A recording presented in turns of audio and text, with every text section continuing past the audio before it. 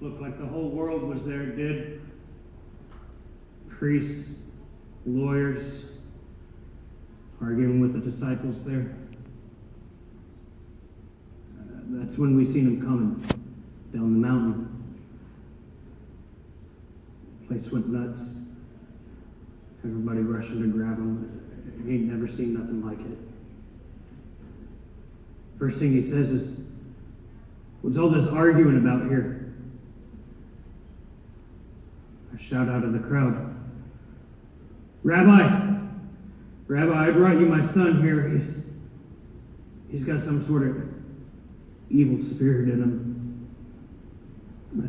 Whenever this thing takes hold of him, it throws him into the dirt, starts thrashing and rolling around, foaming at the mouth like an animal, teeth chattering real bad.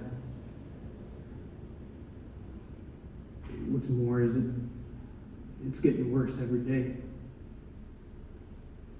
You brought him to your disciples here, but done no good. It's when he got real hot, he did. He said, "You faithless generation, how much longer before you believe? How long will I put up with you? Bring the boy to me." They brought him my son.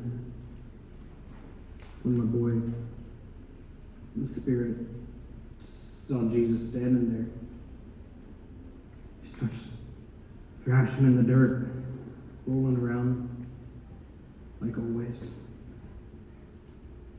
Jesus asked me, "How long has he been like this?"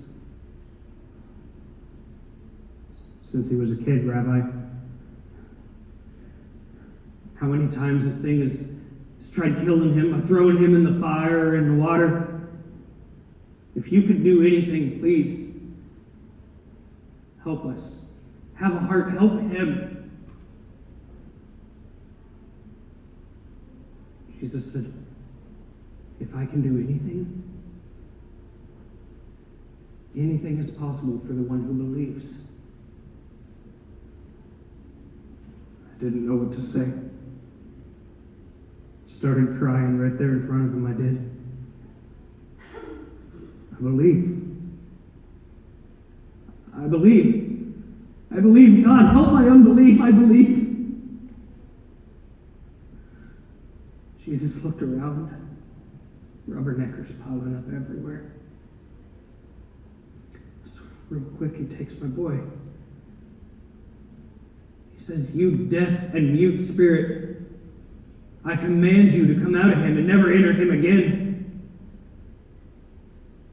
Boy, the spirit starts screaming at the top of his lungs. It's awful. Thrashing, rolling around in the dirt more than normal. And then he stops. The thing had finally killed him.